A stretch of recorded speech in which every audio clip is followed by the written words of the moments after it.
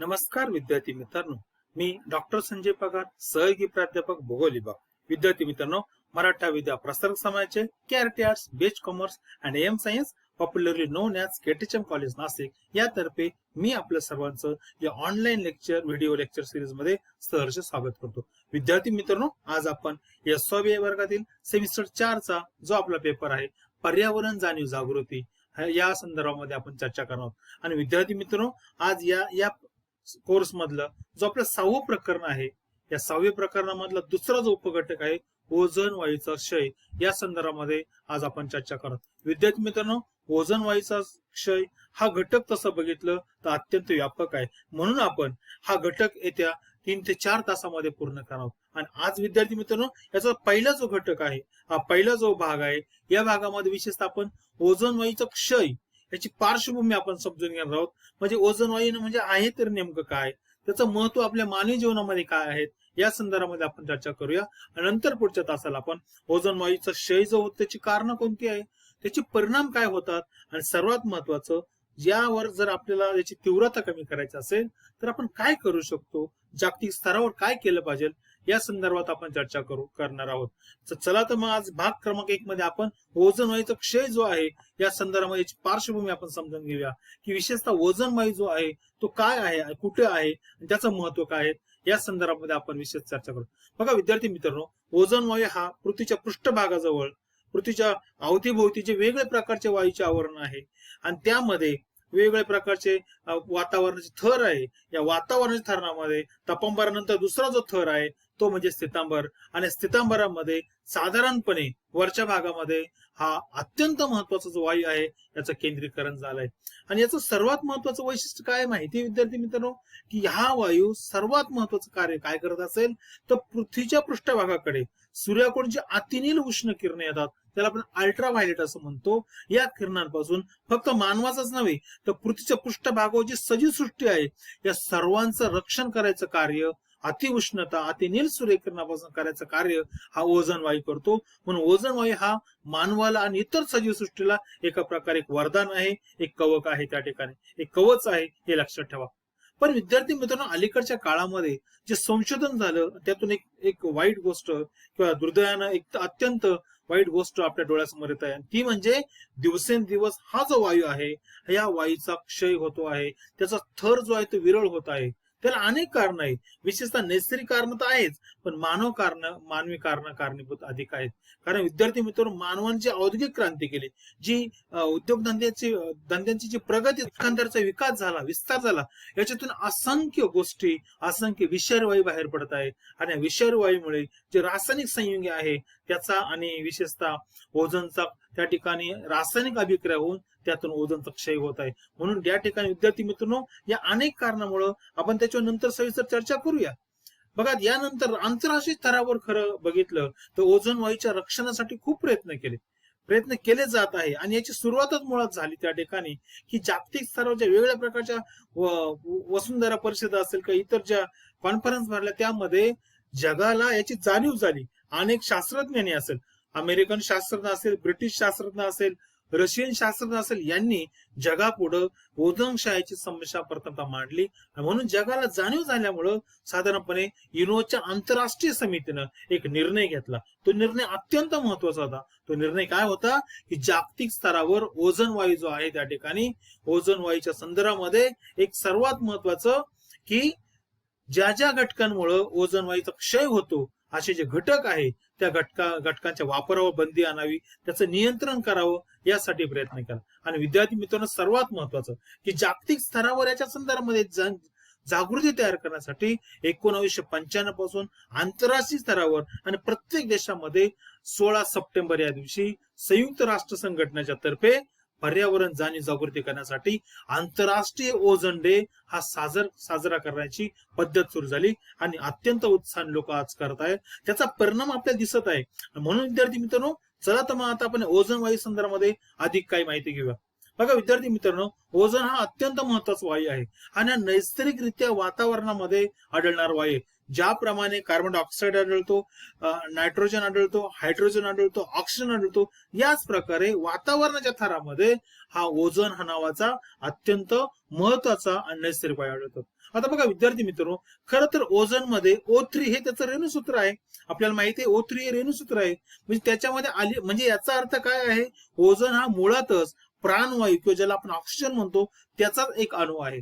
कारण ज्या वेळेला ऑक्सिजनचे 3 कण एकत्र येतात ना विद्यार्थी मित्रांनो, तेव्हा त्यापासून ऑक्सिजन ओझोन तयार होत असतं. म्हणून विद्यार्थी मित्रांनो, आता याचा शोध कसा लागला बघा, की 1872 मध्ये या वर्षी बी ब्रॉन्डी या शास्त्रज्ञांनी ऑक्सिजनचे 3 कण एकत्र आल्यानंतर त्यांच्या त्या रेणूपासून त्या ठिकाणी ओझोन बनतो हे सर्वात प्रथम त्या जगाला पटवून दिलं.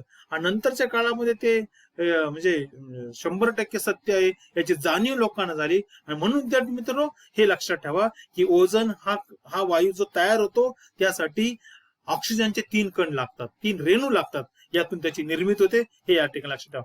आता बघा ओझोनचा रंग कसा आहे, तसं बघितलं तर ओझोनचा रंग हा जो आहे ना फिकट निळा आहे आणि त्याला एकदम तीव्र प्रकारचा वास आहे. आपल्याला माहिती आहे, आपल्याला आजूबाजूच्या प्रदेशामध्ये ज्या वेळेला कोणताही वायू जर आला तर बऱ्याच वेळेला आपल्याला त्याची जाणीव त्याचं त्या ठिकाणी आपल्याला जाणीव होते. आणि त्याप्रमाणे ज्या वेळेला वातावरणामध्ये हा ओझोनचा वायू असतो त्यावेळेला विद्यार्थी मित्रांनो एक उग्र स्वरूपाचा वास आपल्याला त्या ठिकाणी येतो. हे या ऑक्सिजनचं, या ओझोनचं हे लक्षण आहे.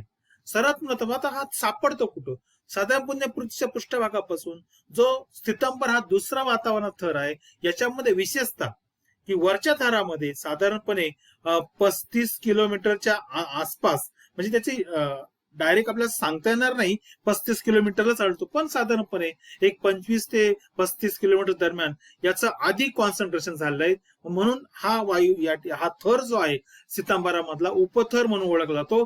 याला ओझोनांबर असंही म्हणतात किंवा ओझोन थर असंही म्हणतात. हा सितांबरामध्ये आढळतो, हे लक्षात ठेवा त्या ठिकाणी. आता विद्यार्थी मित्रांनो, या थराचा अभ्यास खरं बघितलं तर आपण पूर्वीच्या काळामध्ये फारसा केला नव्हता, परंतु विशेषतः 1985 नंतर जे वेगळ्या प्रकारचं संशोधन झालं आणि जगामध्ये याची जाणीव झाली की मोठ्या प्रमाणामध्ये ओझोनचा क्षय होत आहे, तेव्हापासून विद्यार्थी मित्रांनो आंतरराष्ट्रीय स्तरावर ओझोन वायूचा त्या ठिकाणी अभ्यास केला गेला, ओझोन थराचा अभ्यास केला. आणि बघा याचं प्रमाण अत्यंत अल्प आहे. बघा जर तुम्ही 100% वातावरणामधल्या वायूंचं प्रमाण मांडलं तर या वायूचं प्रमाण अत्यंत अल्प आहे. जर टक्केवारी सांगायचं झालं तर 0.00004 वेळा 0 नंतर 6 एवढे अल्प प्रमाण आहे.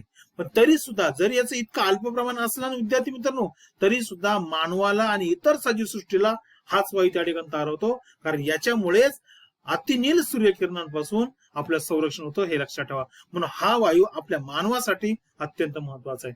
आणि विद्यार्थी मित्रांनो, याचं सर्वात जास्त कॉन्सन्ट्रेशन कुठं झालं असेल तर ते आहे स्थितांबरामध्ये. मी आताच सांगितलं, जवळपास एकूण ओझोन पैकी 90% ओझोन या वायू या थरामध्ये आढळतो, ज्याला आपण स्थितांबर असं म्हणतो.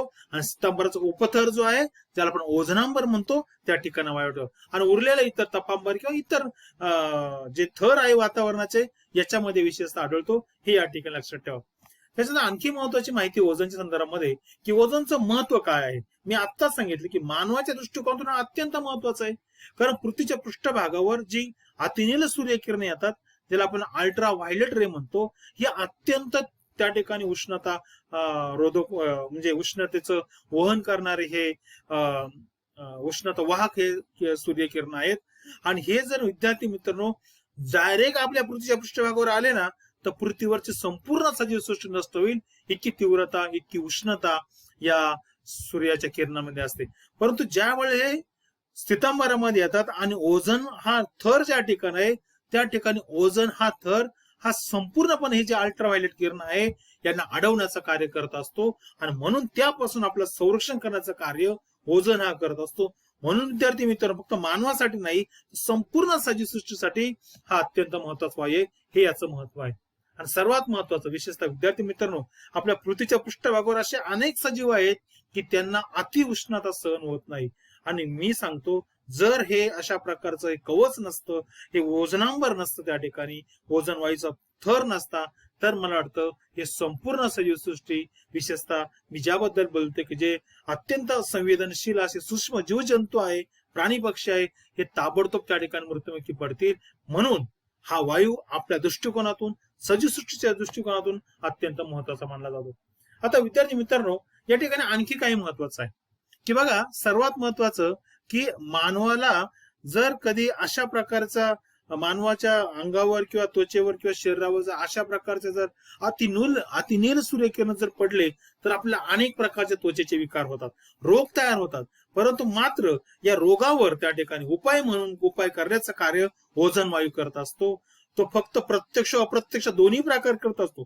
प्रत्यक्षपणे म्हणजे कशा प्रकार करत असतो तो, की आपल्याकडे येणारे जे उष्ण अतिनील सूर्यकिरण आहेत त्यांची तीव्रता कमी करायचं कार्य हा वायू करत असतो. आणि अलीकडच्या काळामध्ये जे संशोधन झालं, या संशोधनामध्ये अनेक प्रकारचे उपाय या ओझोन वायूचे मानवाच्या दृष्टिकोनातून महत्वाचे आहे.